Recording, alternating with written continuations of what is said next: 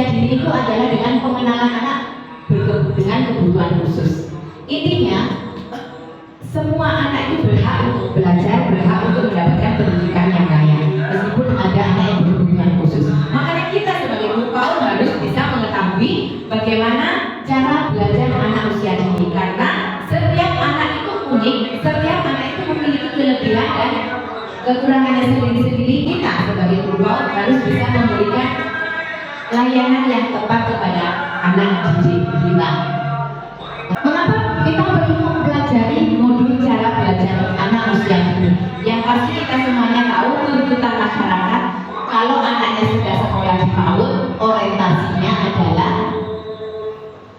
jaliso. Mesti membedakan anakku dulu iso ngocoy padahal anak itu. Nah, kita harus memberikan pemahaman yang tepat, memberikan pemahaman yang pas kepada wali murid bahwa dunia PAUD adalah dunia bermain. Apa harapan dari teman-teman semua setelah mempelajari modul cara belajar anak usia dini? Ada yang mau menyampaikan apa harapannya? Biar berani dulu, itu berani dulu. Kadang-kadang itu kalau disuruh maju masih belum berani itu kita berani dulu aja. Ada lagi yang berpendapat apa tujuan kita mempelajari modul cara belajar anak usia dini? Ada yang mau berpendapat lagi? Yang pertama tadi, kepingin tahu bagaimana cara kita mengajari anak-anak berani. Yang kedua, bagaimana kita jadi mengetahui cara anak-anak supaya lebih mandiri. Itu semua adalah tepat karena kita sebagai pendidik PAUD itulah yang akan kita ajarkan kepada anak-anak. Ya. Nah, disiplin. Gitu. Nanti kalau habis minum, habis anak dikembalikan kepada guru kan juga Oke, penerapan disiplin, pembiasaan disiplinnya. Lanjut. Bagaimana? Nah, tujuan dari modul ini menurut panjenengan semuanya, menurut ibu-ibu semuanya, seberapa pentingnya anak-anak itu bermain bagi anak usia dini? Kenapa dianggap penting bermain bagi anak usia dini? Ada yang berpendapat? Kenapa bermain bagi anak usia dini itu dianggap penting?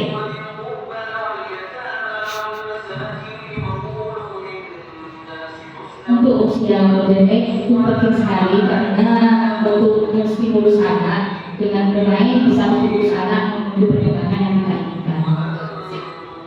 Memang seperti itu. Pentingnya bermain bagi anak usia dini seperti yang kita bahas bersama, karena sejatinya pada intinya belajar pada anak usia dini itu adalah bermain, melalui bermain. Terus kita juga akan menggunakan berbagai jenis permainan dan kegiatan bermain yang ada di sekitar kita. Kita bisa memanfaatkan APE dari bahan-bahan lokal. Dengan kita nanti mempelajari modul ini, kita akan bisa memanfaatkan segala sumber belajar yang ada di sekitar kita. Membangun interaksi dengan anak dan mencegah masalah perilaku.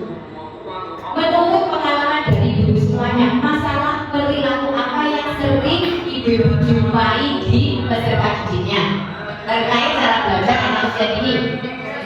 Egois, jahil, sil, apalagi emosian.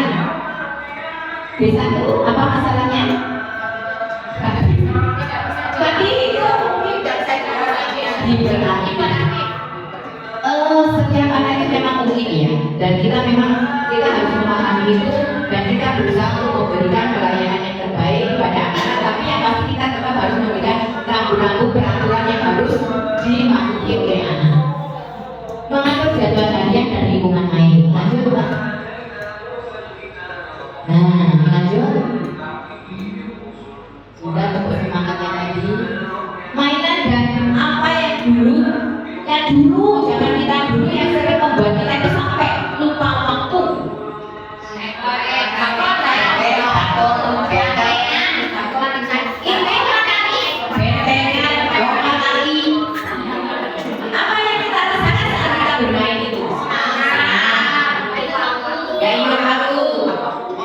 Oh,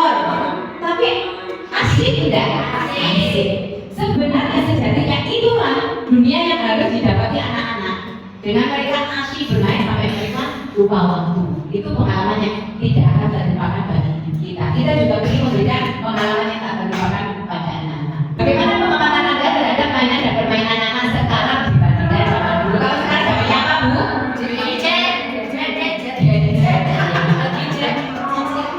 Zamannya apa itu? HP, ya. Benda segi empat yang sangat-sangat ada positifnya, ada negatifnya. Tergantung bagaimana kita memanfaatkan benda itu untuk mendukung tumbuh kembang anak kita, untuk mendukung kecerdasan mereka agar berkembang optimal. Kalau dibiarkan hanya bermain, habis saja apa yang akan terjadi dengan generasi selanjutnya?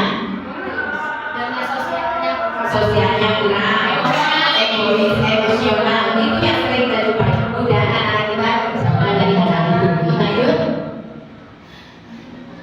Nah, begitu nasibnya mereka ya. Itu permainan kita zaman dulu. Nah, 3 jenis main. Main apa saja? Sensori motor. Oke, sensori motor itu untuk mengasah apa?